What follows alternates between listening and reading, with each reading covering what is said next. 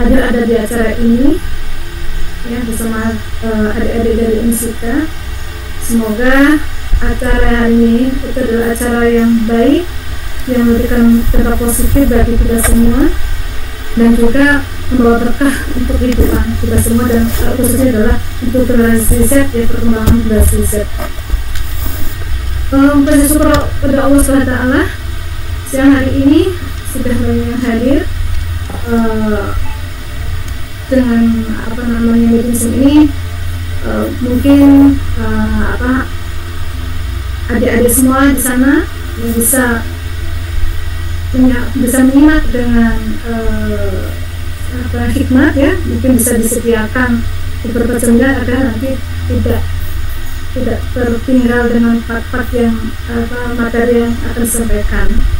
Dan salam kepada Nabi Muhammad Sallallahu Alaihi Wasallam, beserta keluarganya, sahabat-sahabatnya, dan kita semua yang senantiasa menanti syafaatnya yang berakhir nanti. Amin amin ya rabbal alamin.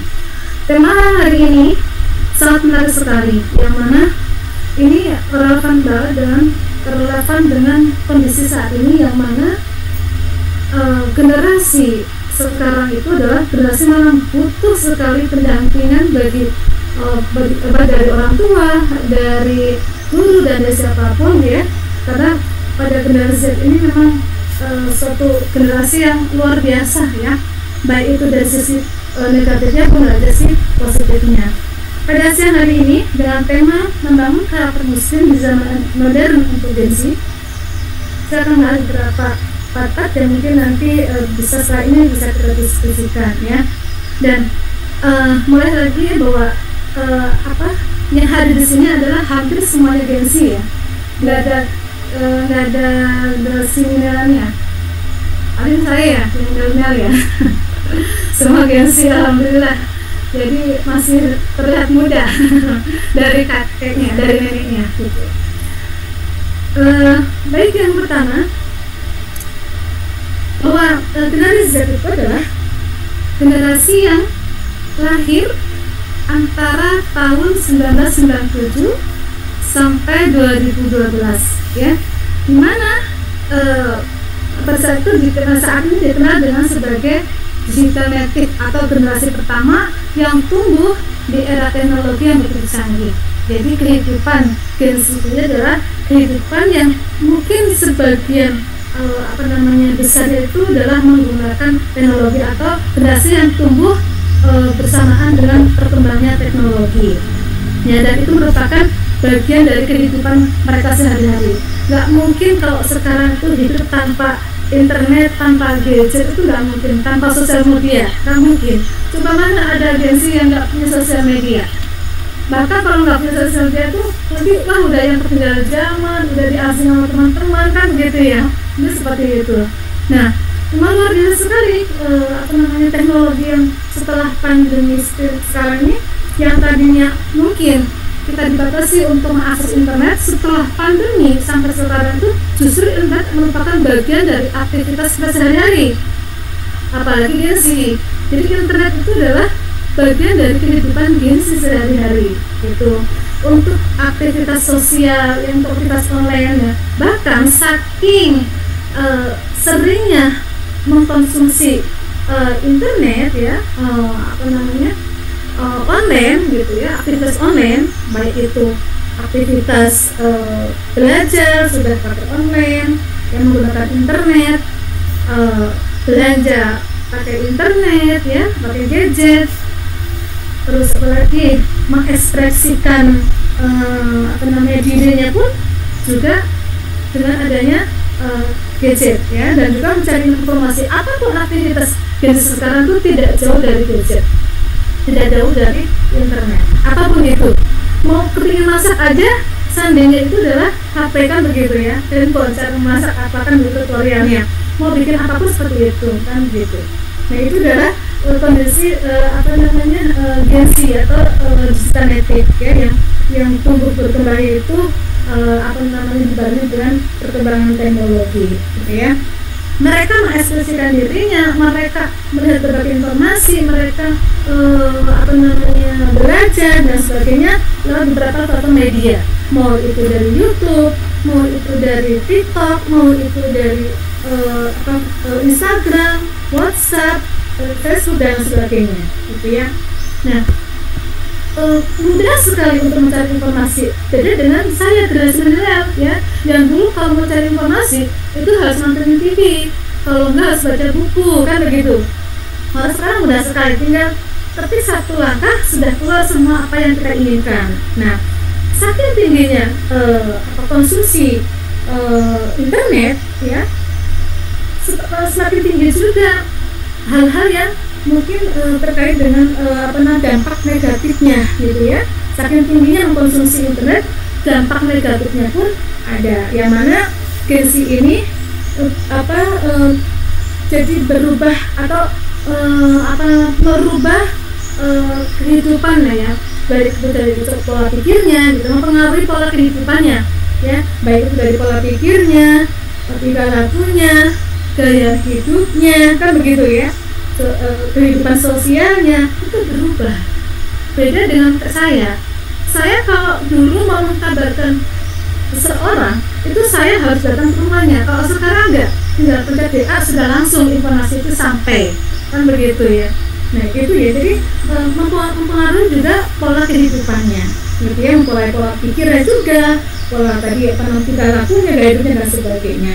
Nah, maka kalau menurut penelitian dari World Happiness Report tahun 2024 bahwa ada riset yang mengatakan bahwa Gen Z ini memiliki tingkat kebahagiaan yang lebih rendah daripada generasi sebelumnya ya.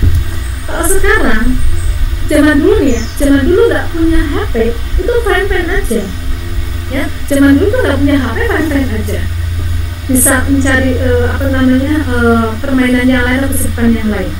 Zaman dulu kalau mau cari informasi, zaman saya sekolah, kalau mau cari informasi itu datangnya ke perpustakaan, nggak punya gadget dan masalah, nggak bisa. Zaman dulu sudah ada juga perlu laptop komputer yang tidak bisa dibawa kemana-mana, gitu kan.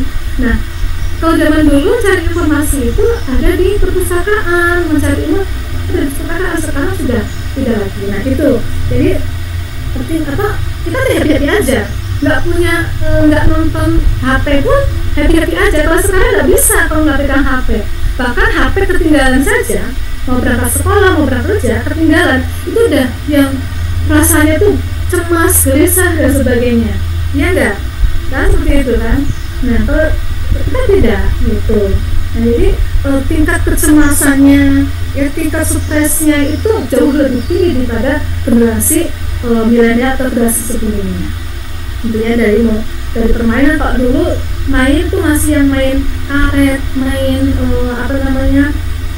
secara fisik. Sekarang main sudah mulai game. Main masak-masakan dulu memang main beneran, tapi kalau sekarang masak-masakan sudah lewat game dan sebagainya, gitu ya. Nah, apa yang dampak negatif yang terjadi pada saat ini?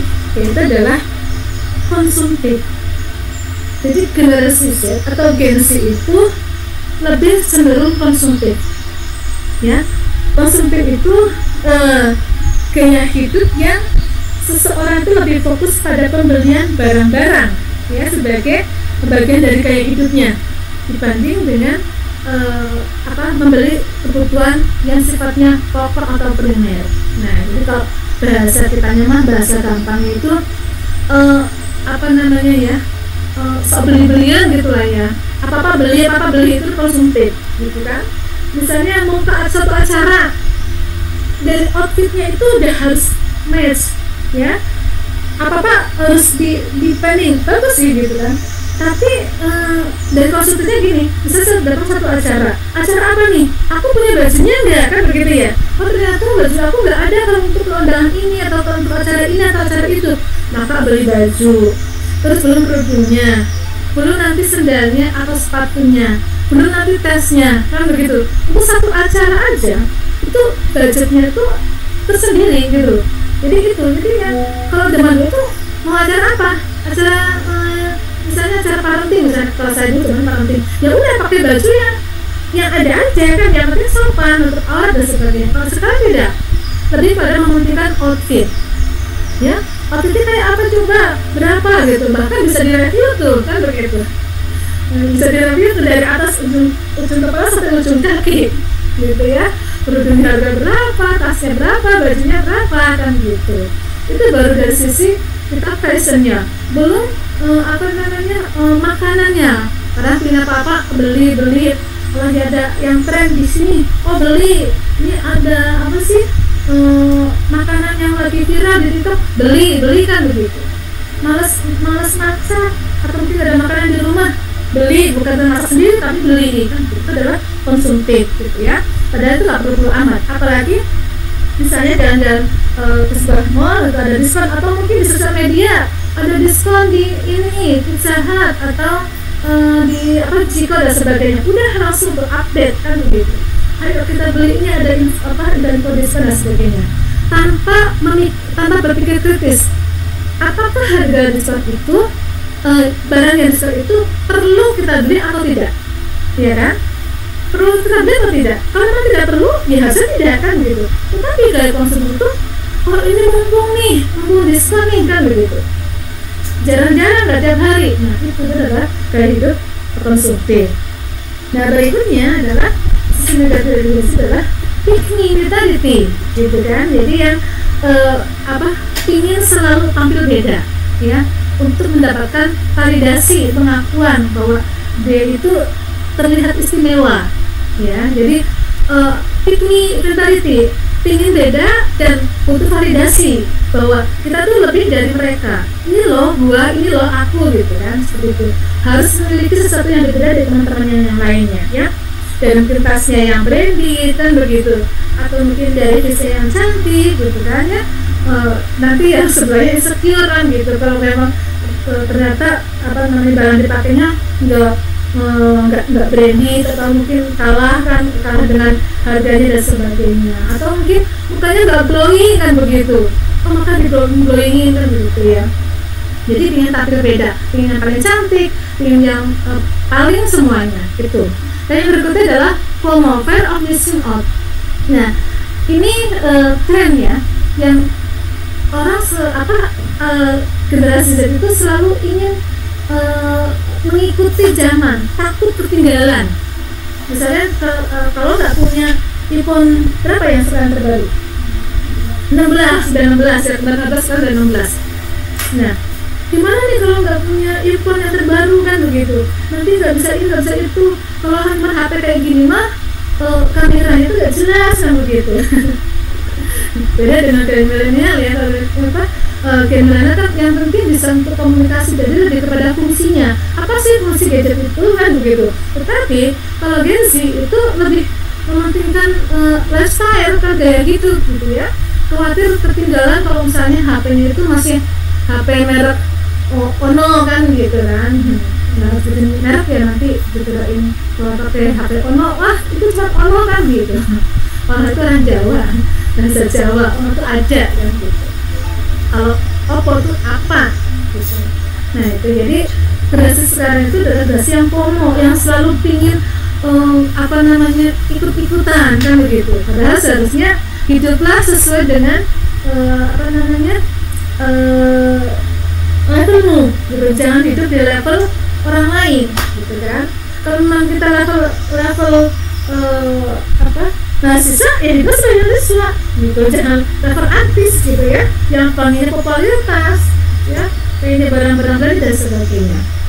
Yang berikutnya kemudian flexing ya, pamer kekayaan atau barang bermerek ya, terus pamer liburan kan, kemana gitu, biar lihat ini dia itu orangnya gini-gini kan gitu ya. Yang berikutnya adalah enggan melakukan usaha ya, jadi malas untuk melakukan sesuatu yang membutuhkan waktu dan usaha yang keras. Oke. Kalau zaman dulu pingin makan sesuatu itu masak. Kalau zaman sekarang kan sesuatu kan tinggal GoFood datang kan begitu ya. Kalau zaman dulu pingin makan apa itu masak dulu, masak. Nah anak sekarang tuh nggak mau namanya ada usaha yang membutuhkan waktu dulu gitu. Coba saya tanya di sini yang sudah bisa masak beberapa menu siapa? sekarang bisa masaknya apa nih di usia kalian? Berapa tahun sekarang kalian? 21, 22. Sudah bisa masak apa aja? Masak mie,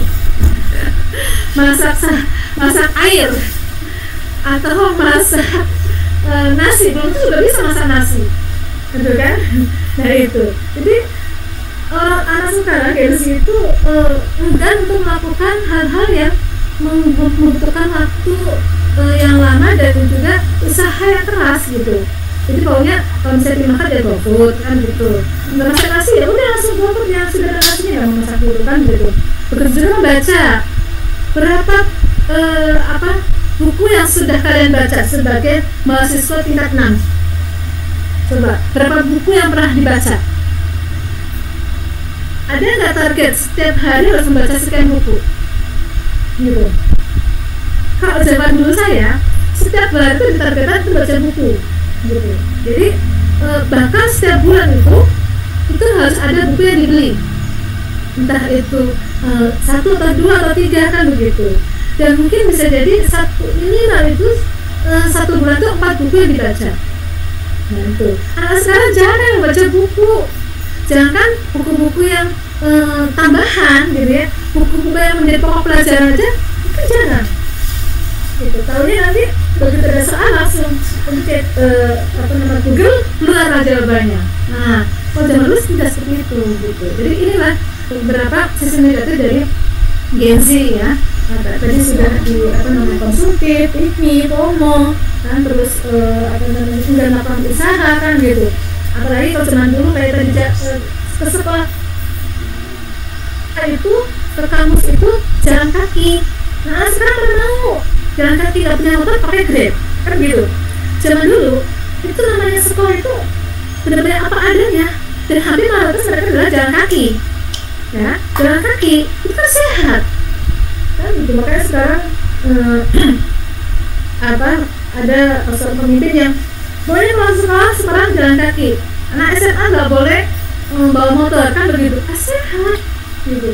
Jadi jalan kaki merupakan kebiasaan sehari-hari, bukan gaya hidup yang 90%-nya cuman yang pura-pura itu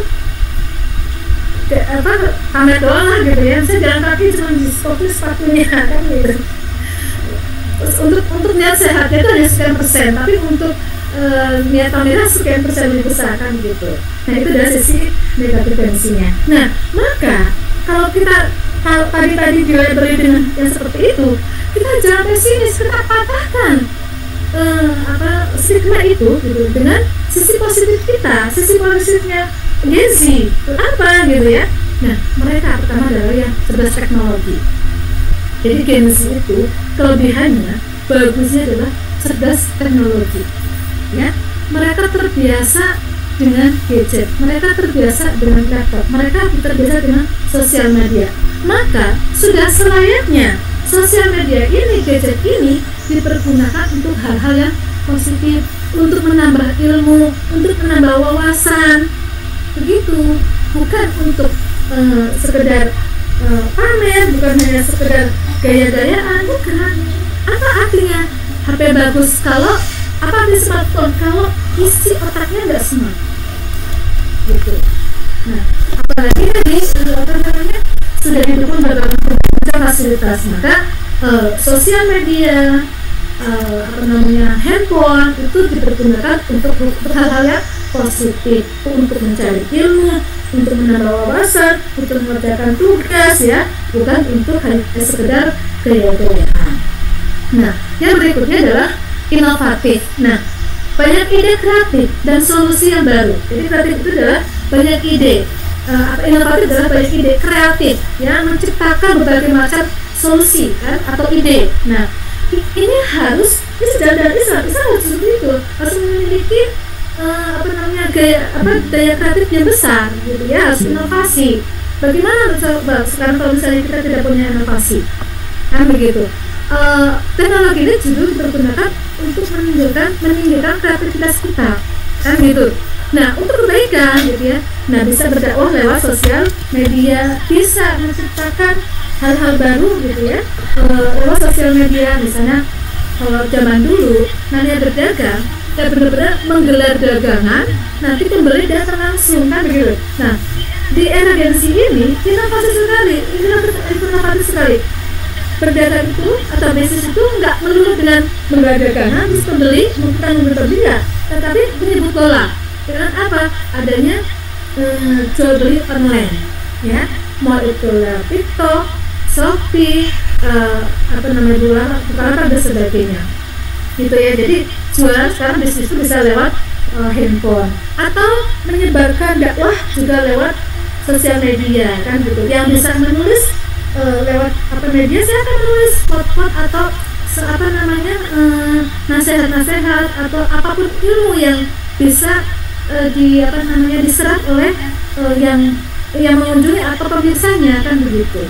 Nah itu jadi bisa menambah atau memperkuat kualitas diri kita ya, untuk baik itu dalam bisnis ya, termasuk juga menunjang ekonomi baik itu keluarga maupun juga negara. Ya banyaknya pedagang-pedagang yang menggunakan sosial media untuk informasi kan begitu. Misalnya kita dagang apa nih diposting, nah TikTok, lewat Instagram sebagainya. Oh ya, orang tahu kan begitu. Itu adalah inovasi bagi Gen Z ya, luar biasa. Sebenarnya benar-benar ini ada terobosan yang baru yang mungkin sebelumnya belum pernah dilakukan ya, kayak promo-promo lewat TikTok atau apapun sebagainya.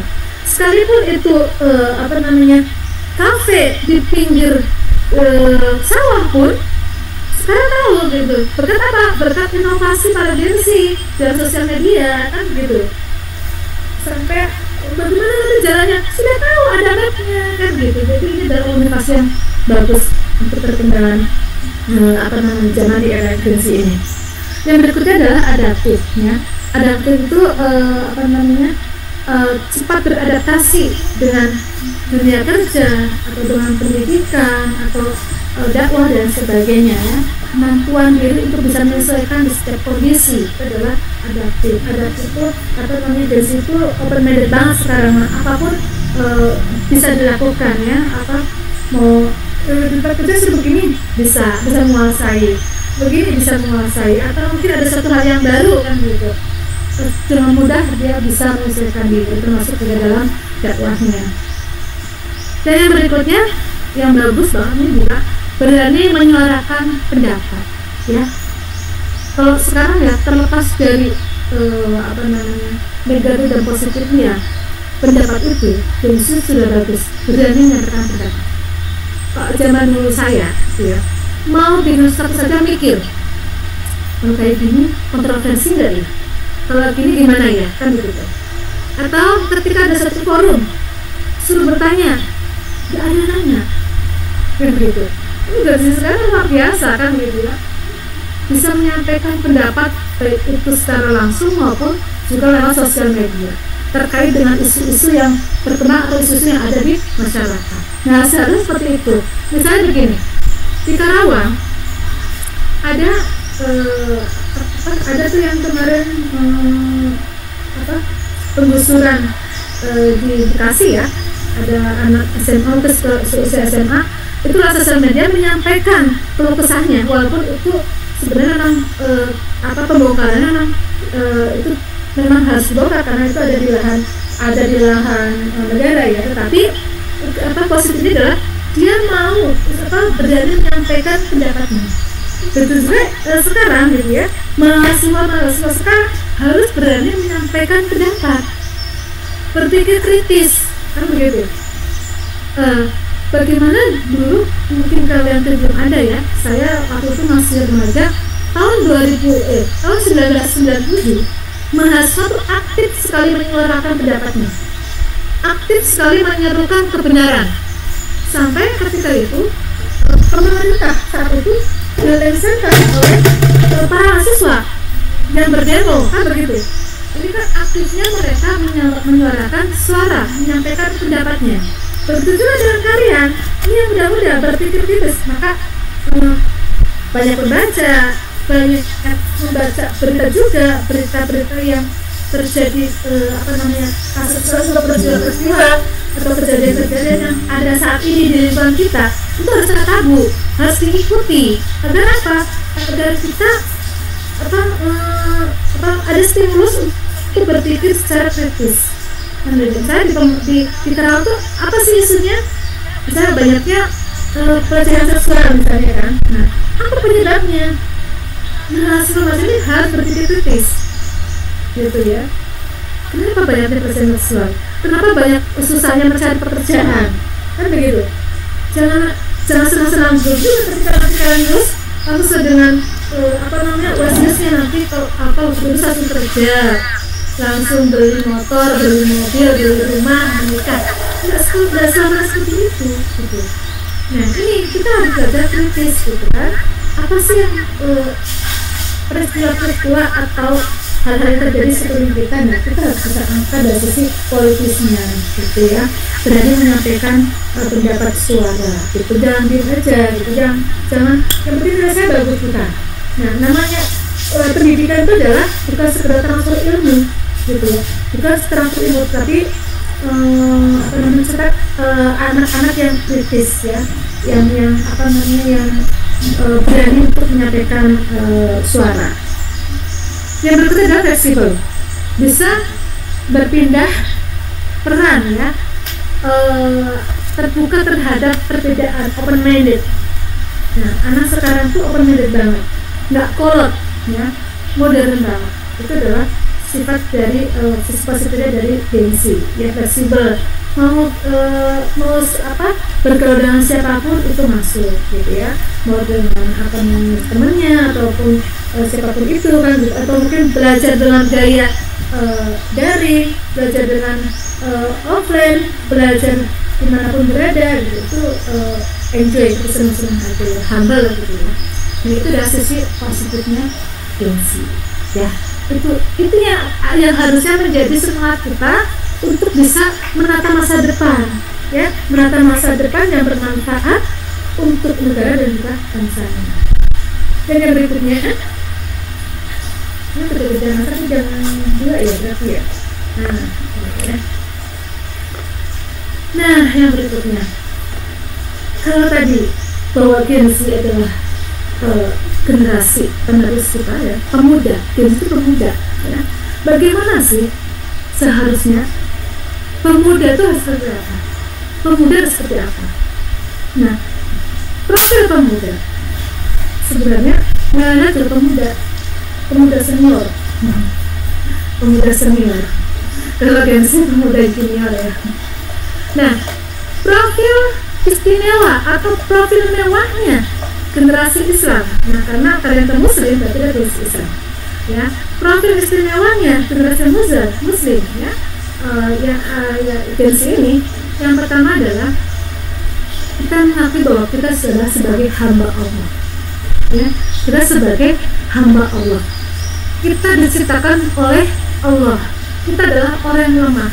Allah menciptakan kita untuk beribadah, di mana ada dalam surat Az-Zariyat ayat 56, tidaklah aku ciptakan jin dan manusia kecuali untuk beribadah kepadaku ya. Jadi kita sebagai hamba Allah mengakui bahwa aktivitas kita itu adalah aktivitas yang sudah diatur oleh Allah. Maka aktivitas yang kita lakukan adalah aktivitas yang senantiasa bernilai ibadah ya, aktivitas yang bernilai ibadah. Kita harus taat kepada Allah dimanapun kita berada. Dimulai kapan? Dimulai sejak sekarang, sejak dini ketaatan itu, gitu ya.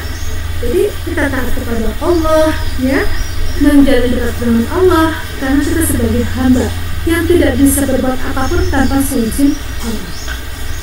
Kita bisa hidup sampai usia sekarang itu adalah atas izin Allah. Kita bisa menikmati fasilitas teknologi atas izin Allah. Kita diberikan kemudahan dalam setiap sesuatunya itu juga atas izin Allah. Maka kita memohon setiap aktivitas kita adalah memohon kasih sayangnya. Dan aktivitas yang kita lakukan senantiasa mendapatkan ridhonya Allah, dan aktivitas yang kita lakukan semata-mata hanya untuk Allah. Misalnya apa? Kalian belajar karena Allah, kalian kuliah, belajar, mengenyam pendidikan karena Allah.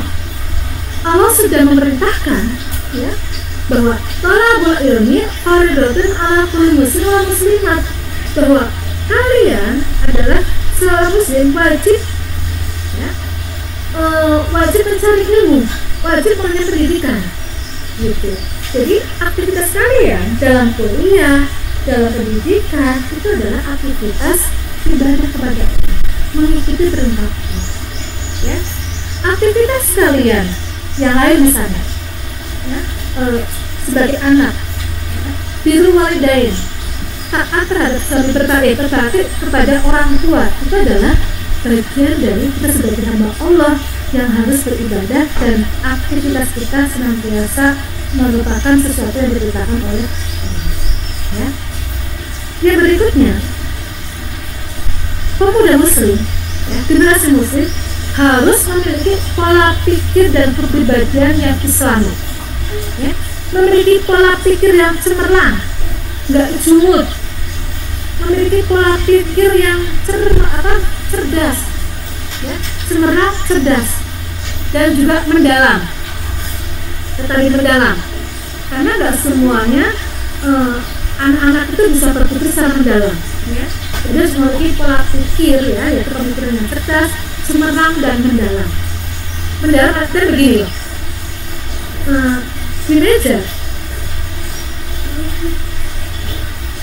kita terhadap apel itu, kita bukan cuma sekedar ini apel ya, rasanya enak, tapi jauh lebih dalam lagi, bahwa apel ini adalah makanan sehat yang banyak nutrisi, ya, dan itu baik untuk pertumbuhan tubuh saya. Atau ketika makan sayur, bukan sekedar makan, itu bukan sekedar untuk memenuhi kebutuhan tubuh, itu bukan, tapi lebih dalam lagi, bahwa makan itu adalah aktivitas ibadah, ya. Bagaimana cara makannya, halal atau haram, dan apa yang dimakannya itu harus halal thayyiban, halal dan juga baik. Baik di sini adalah gizinya. Kalau halal itu kan zatnya halal, ya, atau cara mendapatkan itu halal. Terus thayyib itu adalah baik, zat yang dimakan, fisik yang dimakan itu zat yang baik.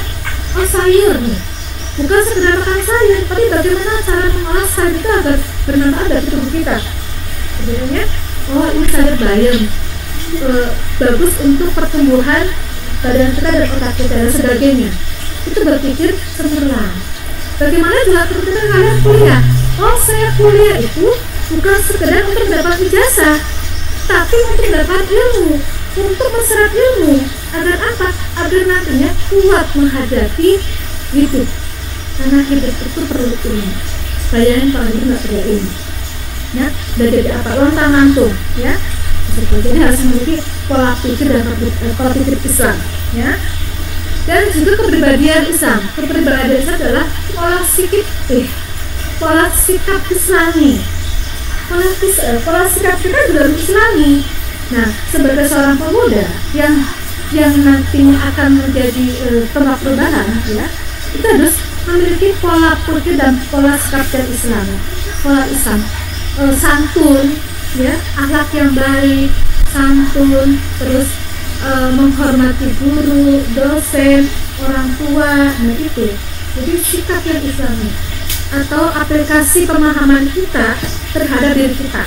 Ya, misalnya gini, kita diperintahkan untuk memberikan salam terhadap yang lebih tua, kan begitu. Berarti aplikasikan itu santun. Terus kita diperintahkan oleh Allah untuk menutup aurat. Nah, kita menutup aurat itu adalah bagian dari kepribadian Islam. Kalau sama orang tua itu nggak boleh melawan, tidak boleh berkata ikuti, itu kata Allah, gitu kan. Nah, sampai di sini. Kalau dekat sama orang tua tuh, nah gitu ya. Berarti belum mengaplikasikan dia sebagai generasi Muslim, generasi Islam. Ya, jadi sama orang tua kalau ditanya langsung Dan ketika belajar itu benar-benar fokus belajar, bukan cuma absen aja, bukan cuma kepingin dapat nilai baik, bukan.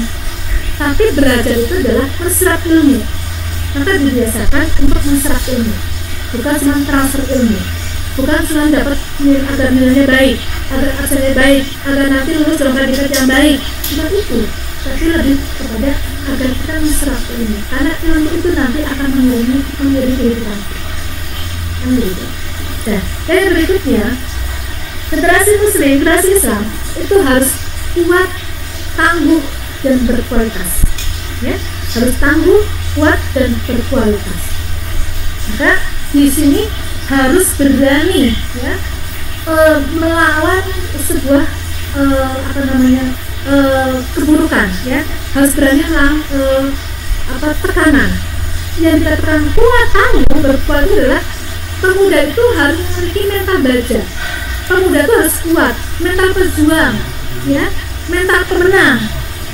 Bukan generasi strawberry yang sebagaimana stigma untuk generasi itu kan generasi strawberry, ya. Generasi strawberry itu dia bagus, ya, bagus kan, cantik, tapi kalau diremas dia langsung hancur. Itu generasi strawberry. Nah, kita patahkan stigma itu bahwa Gen Z itu generasi strawberry. Kita patahkan itu bahwa Gen Z adalah generasi Islam yang kuat dan tangguh, berkualitas. Generasi yang bermental pejuang, generasi bermental pemenang. Kan begitu, ya. Bagaimana dalam surat An-Nisa, hendaklah takut pada Allah orang-orang yang seandainya meninggalkan di belakang mereka anak-anak yang lemah. Nah, kita sebagai anak yang kuat harus berani. Maka tidak boleh orang tua dilarang meninggalkan anaknya dalam kondisi yang lemah. Betul. Maka kita pun sendiri pun harus bertindak agar kita tidak menjadi generasi yang lemah, ya, harus menjadi generasi yang kuat, tangguh, dan berkualitas, ya, mental berjuang. Sebagaimana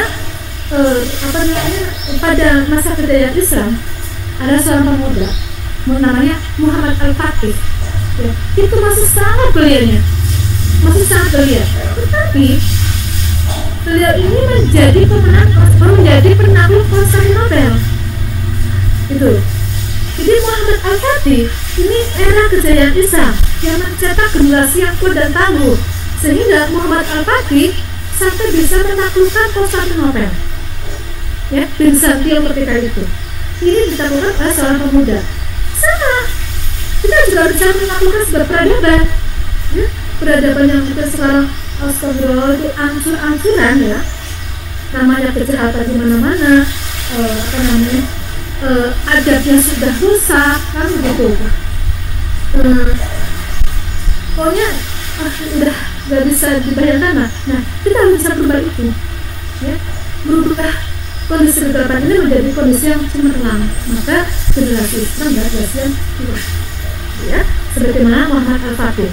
Coba kita lihat beberapa profil-profil para pemuda-pemuda yang sudah mencetak berbagai macam prestasi, ya, mau itu di dalam pendidikan maupun di bidang-bidang yang lain. Itu seperti itu. Apalagi generasi Muslim harus memiliki pemikiran yang kuat, gitu, ya, nggak boleh lemah, ya, senantiasa juga di-upgrade terus ilmunya, kan gitu, ya. Nah, itu kalau seperti itu kita dimudahkan oleh Allah untuk memiliki generasi yang kuat, ya. Jadi generasi yang menjadi medan yang berani di medan pertempuran, ya, harus bisa menghadapi zaman, menghadapi tantangan, menghadapi kendala. Nggak apa-apa, mami, mama, nah itu nggak mama, no. Generasi Muslim tidak seperti itu. Harus bisa menyelesaikan permasalahan sendiri, gitu, ya.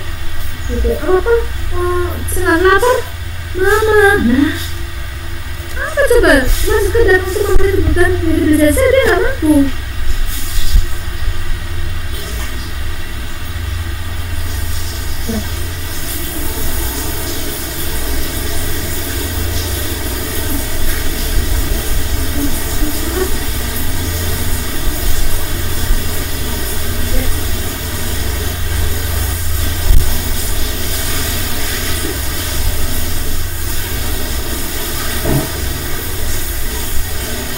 terlahir, nah, aku tahu ya, terlahir dari keluarga yang kok tak dikit kenapa? Kan ibu saya jadi tuli cuci, ayah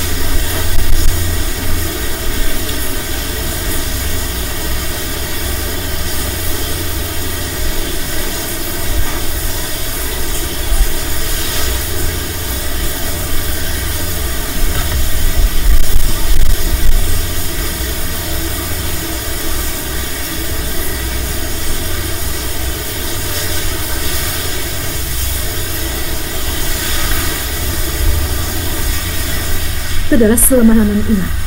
Misalnya nih, teman kamu lagi pacaran nih, ya.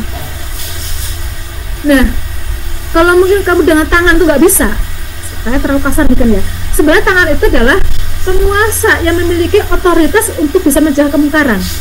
Tapi secara individu, kalau mungkin tangan nggak bisa, maka dengan lisan kita. Nah, kita nasihatilah kan gitu ya. Afan, tadi aku ngeliat kok kamu jalan berdua sama laki-laki sih kan gitu ya. Itu siapa? Itu tabayun dulu kan gitu ya. Itu siapa? Apa kakaknya, adiknya, apanya kan begitu. Kalau itu mah teman gue, teman kamu sendiri. Nah, berarti kan itu bukan mahram. Jadi harus bisa kita nasihati kan begitu. Jadi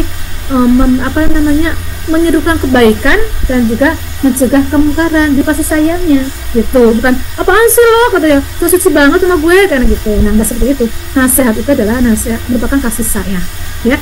Agar apa? Agar kita tidak terjerumus ke dalam dosa. Kalau sudah diingatkan dia mau melakukan, ya itu bukan urusan kita lagi gitu ya. Saling menasehati, saling menyerukan kebaikan kan gitu. Berkasih sayanglah kalian dengan teman-teman kalian ya. Memberikan kebaikan kan, saling tolong menolong kan begitu, dan juga mencegah kemungkaran. Nah, yang berikutnya itu tadi tentang profil seorang muslim. Nah, bagaimana peran pemuda saat ini? Bagaimana sih harusnya peran pemuda ya? Peran pemuda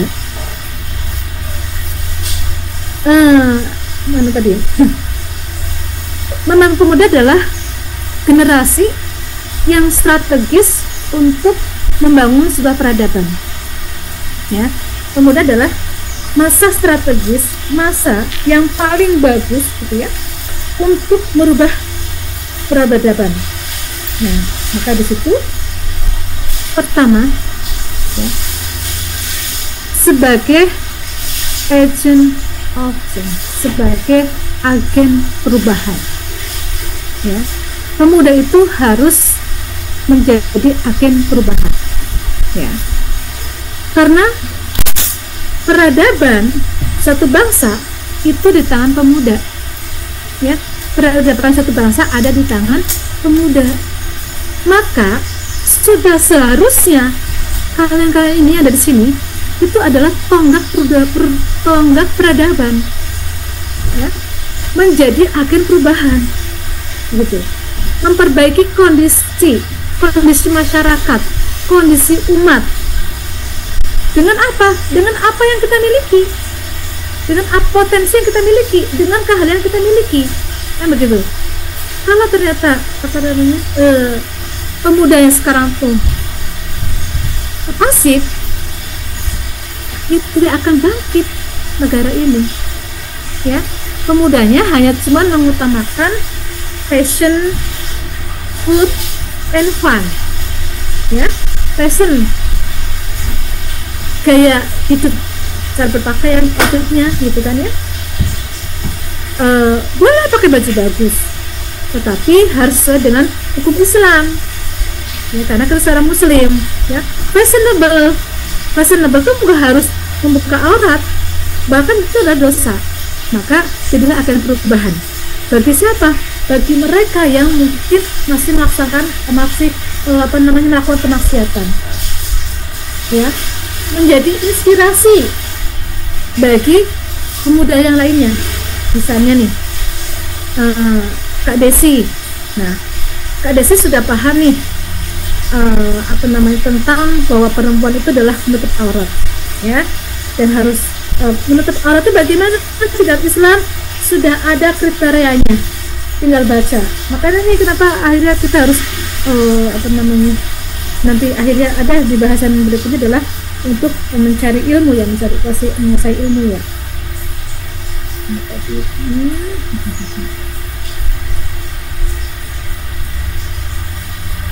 Nah, saya seperti tadi Kak Desi, gitu ya, sudah paham tentang hukum Islam, hukum perempuan menutup auratnya. Nah, maka seperti itulah seharusnya berpakaian dalam surat Al-Ahzab 59. Ya ayyuhan nabiyyu qul li azwajika wa banatika wa ilal mu'minina yud'ina 'alaihina min jalabibihin. Nabi, katakanlah kepada istri-istrimu, perempuan-perempuanmu dan perempuan-perempuan mukmin agar mereka mengulurkan jilbabnya hingga ke bawah. Nah, itu adalah kriteria pakaian perempuan yang menutup auratnya, longgar dan sebagainya. Nah ini ketika kita sudah paham itu, saya aplikasikan apa yang sudah menjadi pemahaman kita, kan begitu. Nah, ketika ada temannya melihat, Kak Desi sekarang tuh syar'i banget ya, kan gitu, sekarang menutup aurat gitu, misalnya seperti itu. Nanti teman-teman yang lainnya itu akan mengikuti, kan begitu. Nah, itu namanya pahala jariyah. Dia menjadi berubah. Kamu belajar di mana sih? Saya belajar di sana, kan gitu. Ya aku ikut dong gitu. Pokoknya sekarang kamu jadi baik banget, jadi pintar banget, misalnya seperti itu. Nah, jadi diikuti oleh yang lain. Itu baru dari individu pun bentuk komunitas, kan gitu. Jadi agen perubahan. Lebih luasnya lagi, kita berperan di masyarakat, merubah masyarakat, gitu ya.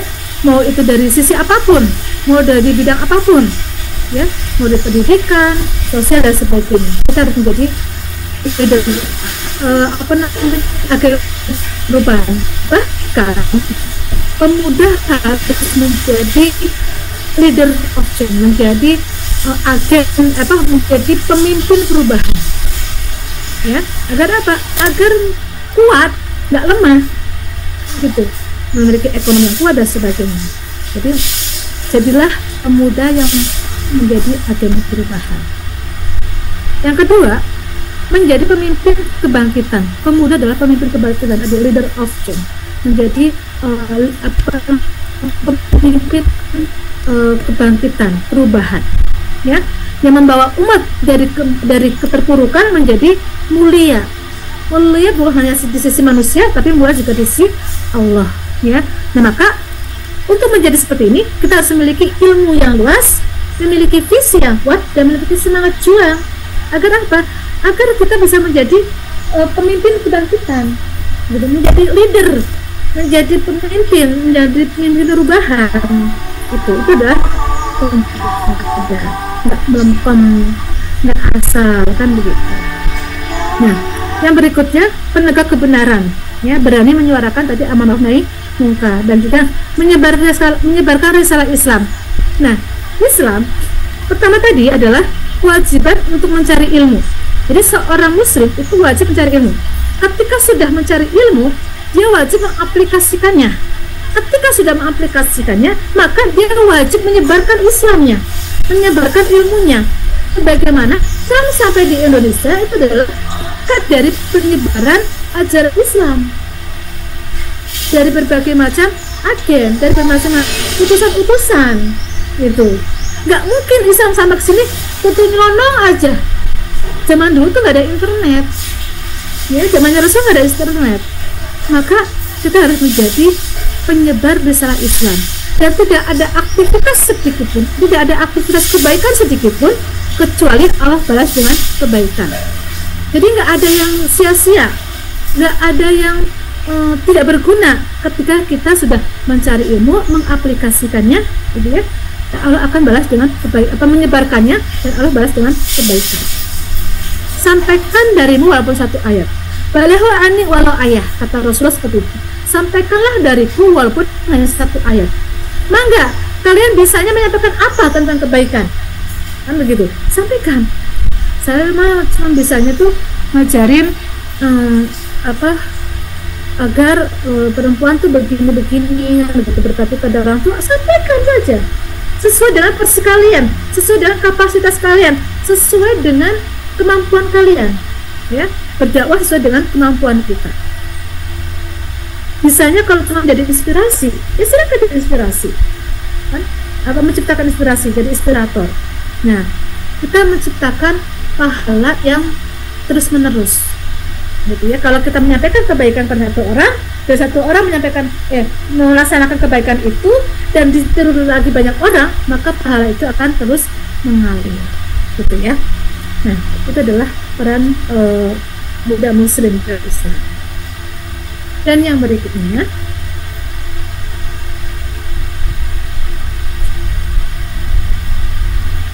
nah, bagaimana menjalankan peran pemuda tadi, ya? Nah, harus ada caranya, ya. Pasti harus ada. Ketika ada peran, pasti ada bagaimana cara menjalankan. Nah, yang pertama adalah menguasai ilmu. Pemuda muslim harus ilmunya, harus mencari ilmu, boleh dong, ya. Harus menguasai berbagai macam ilmu, baik ilmu itu yang terkait dengan diri kita sendiri maupun juga terkait dengan baik itu terkait dengan ilmu kita terhadap Allah atau ilmu kita terhadap diri kita sendiri maupun ilmu kita terhadap orang lain. Yang pasti harus memiliki ilmu yang luas. Ilmu Islam itu luas sekali, ya. Bukan cuman, jadi ilmu Islam itu bukan cuma sekedar ibadah. Jadi Islam itu bukan sekedar agama yang memerintahkan atau kita belajar suruh sholat, suruh puasa, suruh zakat, tidak.